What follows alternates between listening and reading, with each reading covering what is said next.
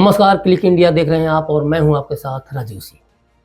आज हम चर्चा करेंगे foreign contribution regulation amendment act 2020 को लेकर।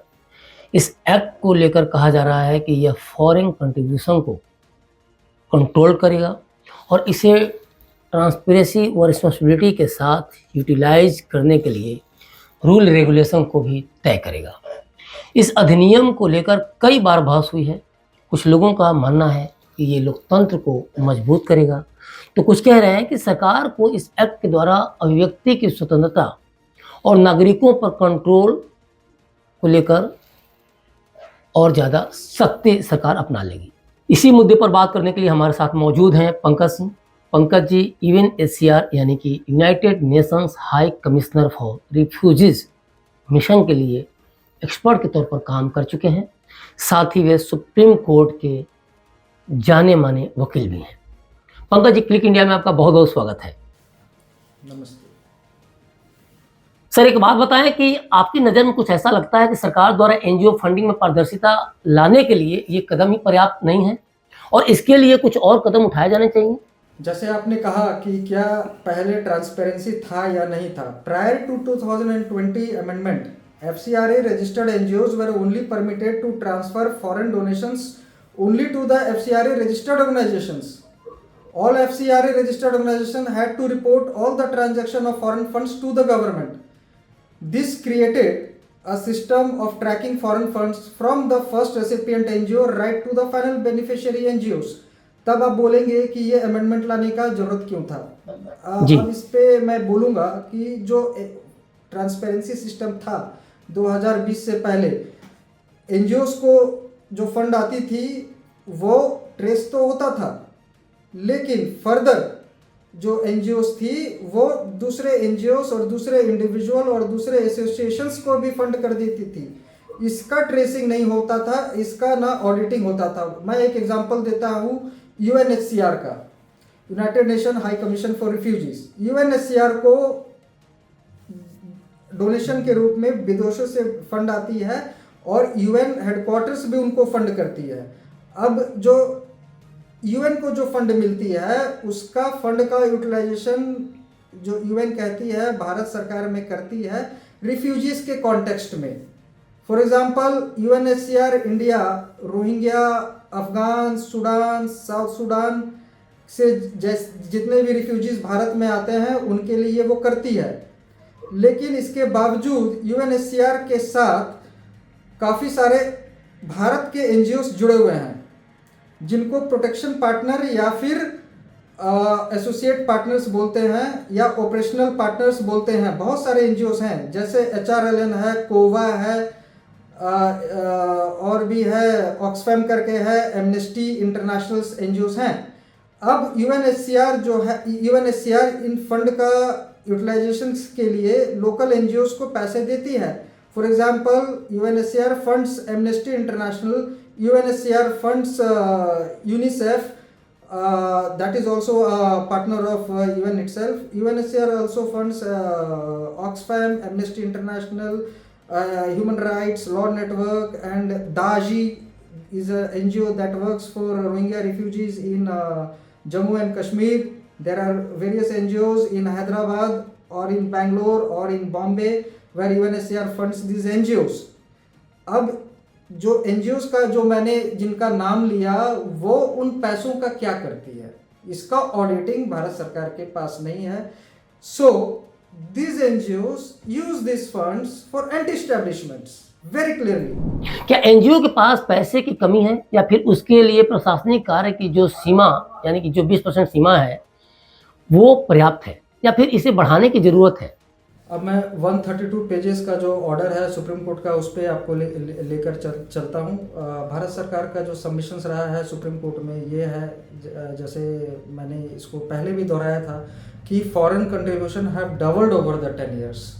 तो इससे पता चलता है कि there is no restriction on foreign funding, instead the foreign funding have doubled. दूसरा है कि जैसे बहुत सारे उदाहरणों से मैंने आपको बताया कि there is large scale violations by non profits. Non violations है कि जैसे वो SBI से रजिस्ट्रेशन नहीं कराए हैं और पैसा मंगा रहे हैं इनवर्ड रेमिटेंस के द्वारा। जी और ये जो इनको जो फंड मिली है वो दूसरे एनजीओस को दिया है या दूसरे एसोसिएशंस को दिया है या दूसरे इंडिविजुअल को दिया है, और जो फंड है उसका इस्तेमाल गैरकानूनी एक्टिविटीज़ के लिए भारत में इस्तेमाल हुआ है। तीसरा है, जो सुप्रीम कोर्ट ने अपने ऑब्जर्वेशन में खुद कहा है कि there are sufficient funds in India for charitable activities, so what is the need of foreign funds. So that means, ये सुप्रीम कोर्ट का ऑब्जर्वेशन है, that means you don't trust the local NGOs, what is the need of foreign funds, so there should be some limitation. जी The NGOs in India are capable themselves, and the NGOs should be basically involved in charitable activities, and these charitable activities cannot be a business. These NGOs who are receiving foreign funds are directly involved in business, and they are acting as anti-establishment to the government. इस act की जो आलोचना कर रहे हैं उनका कहना है कि इस अधिनियम के कारण मानवाधिकारों के उल्लंघन के काफी सारे मामले सामने आएंगे। सच में ऐसा कुछ हो सकता है क्या पंकज जी? मैं आपको कुछ डेटा देना चाहता हूँ। फॉर एग्जांपल, भारत में 3.17 मिलियन नॉन प्रॉफिट ऑर्गेनाइजेशंस हैं। 3.17 million is a huge number जी and this figure is based on 2009 report by the central statistical organisations which listed all registered societies and trusts irrespective of whether they are active or defunct. Now let me take you to the income tax portal figure of 2,20,225 tax exempt charitable and religious entities which covers all tax exempt entities including schools and hospitals. Out of this, as per the government NGOs Darpan portal, there are only 1,39,097 entities that can be called as non-profits in any sense of the term. These include organizations that have FCRA, that is only 16,888, as well as those that do not, 1,22,209. So the real number of non-profit is probably 5 to 10% of the 3.3 million figure, and this 5 to 10% of these NGOs are receiving huge funds from foreign associations or foreign NGOs and foreign associations and people who are involved in anti-establishment activities. And these NGOs are in India, they are in very small numbers, मात्र 16,888 जो पुराने record के अंतर्गत आते हैं जी। तो जो FCRA regime में है वो काफ़ी कम NGOs हैं। तो आप इससे एक अलग तरीके से भी सोच सकते हैं कि ये जो 16,888 NGO हैं जो FCRA रेजिम के अंतर्गत रजिस्टर्ड हैं, they are funneling their funds to 3.17 million different NGOs and association. So you can imagine, आप imagine कर सकते हैं कि how difficult it is for the government of India to trace and track the money involved in the country and the money which is being used for different activities. The activities includes destabilizing the government, the funding of Naxals in India, and मैं इतना ही नहीं कहूँगा, जो भी fund आती है वो सिर्फ मिसयूज़ नहीं होती है। कुछ एनजीओज हैं जो वाकई में अच्छा कार्य कर रही है और इनका भारत सरकार के पास इनका रिकॉर्ड हुआ नहीं करता था। आफ्टर FCRA रेजिम जो आया 2010 में और अमेंडमेंट हुआ 2020 में, तो आज भारत सरकार को पता है कि कौन से एनजीओज किन गतिविधियों में इन्वॉल्व है और वो पैसे जो है कहाँ तक जा रही है और किनके पास जा रही है। भारत सरकार भी चाहती है कि जो फॉरेन फंड अगर आती भी है तो जो वो फंड है it should reach to the last beneficiaries, जो होता नहीं था। तो हम इस तरीके से भी हम इसको देख सकते हैं। अगर आपसे पूछूं कि एनजीओज और विदेशी फंडिंग के बीच बेहतर बैलेंस बनाने के लिए क्या किया जाना चाहिए, तो आपकी क्या सिफारिशें होंगी? कुछ मेरी सिफारिशें हैं जो भारत सरकार FCRA रेजिम में ला सकती है। For example, UN funding, UN की जो फंडिंग होती है हेडक्वार्टर से, भारत में यूएनडीपी है, यूएनएचसीआर है, यूनिसेफ है, उनको भी हेडक्वार्टर से फंड आती है, विदेशों से फंड आती है, डोनेशन से भी फंड आती है जी। उनका ऑडिटिंग नहीं होता है। बिल्कुल बिल्कुल। They are exempted from even FCRA regime, they are exempted जी। From any kind of auditing from the government of India. Now what the government can do is to include UNHCR funding also in the FCRA regime, because there are many NGOs associated with UN organizations. जी। For example, these NGOs are called as operational partners or implementing partners. ये NGOs implement करती है UN की projects को भारत में। तो operational partner और implementing partners को जो पैसे यूएन देती है उसको भी एफसीआरए रेजिम में लाना चाहिए। आज के टाइम पे UNHCR for example is funding Rohingyas जी। And there are several implementing partners and operational partners around UNHCR working, and UNHCR directly funds to these NGOs. These NGOs are very active in Calcutta. These NGOs are active in Assam, Manipur, Jammu, Delhi, Hyderabad, Bangalore and Bombay. The government of India does not have any record of the money which is coming from the UN agencies or the UN bodies to these NGOs, and how these NGOs are using this money, whether this money which is funded by the UN to these NGOs are used for that particular purpose, or they are used, or these funds are misused by these NGOs.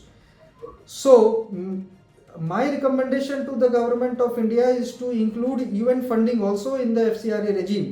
संयुक्त राष्ट्र से जितने भी bodies हैं या संस्थाएं हैं उनको जो पैसे मिलती है अपने हेडक्वार्टर से भारत में उसको इस्तेमाल करने के लिए बहुत सारे यूएन की फंडिंग, बहुत सारे यूएन का फंडिंग चल रहा है भारत में। तो जो वो फंड करती है एनजीओस को, उस पर भी भारत सरकार को नज़र बनाए रखना चाहिए, उनको भी ट्रैक करना चाहिए। मैं एक उदाहरण देता हूँ कि HRLN करके एक एनजीओ है, human rights law network of Colin Gonsalves, that is a partner NGO of UNHCR in Delhi. HRLN registers all the refugees who are coming to India. HRLN not only registers all the refugees coming to India, but they also assist the NGO, assist the refugees, for example, who are being detained by the police for various reasons. For example, coming to India with a fake passport, coming to India without documents, coming to India with a bogus passport and making false documents and living in India. Government of India does not have a refugee policy, and many refugees are living in India. And these NGOs, for example HRLN, is assisting these refugees and they are protecting them against the detention. So that goes root to the cause of FCRA, because these NGOs, for example HRLN and all the operational partners of the UNHCR and all the implementing partners of the UNHCR are not under the ambit of FCRA, which especially of those transactions they are receiving from the UN. They are accountable to the funds which they are directly receiving from the other NGOs from the foreign, but these NGOs are not accountable, and there is no auditing of the funds which they are receiving from the UN agencies like UNHCR. And HRLN was very active in the Delhi riots. They have funded many smaller NGOs who sent people to do proceedings and to stand against the government of India, for example in Delhi riots. Pankaj ji, आपने हमें अपना बेशकीमती समय दिया, इसके लिए आपका बहुत बहुत शुक्रिया। तो सुना आपने सुप्रीम कोर्ट के वकील का इस पूरे मुद्दे पर क्या कहना है, और सच में इसमें कोई दो राय नहीं कि हमारे देश में एनजीओ समाज के कमजोर और जरूरतमंद वर्गों की सहायता में अहम भूमिका निभाते हैं। Foreign contribution regulation amendment act 2020 का उद्देश्य इन संगठनों को अधिक ट्रांसपेरेंट और अकाउंटेबल बनाना है। हमें उम्मीद है कि इस चर्चा से आप इस एक्ट के उद्देश्यों और प्रभावों को बेहतर तरीके से समझ पाएंगे। तो अभी तक के लिए बस इतना ही। बने रहिए क्लिक इंडिया के साथ और मुझे दीजिए इजाज़त। शुक्रिया।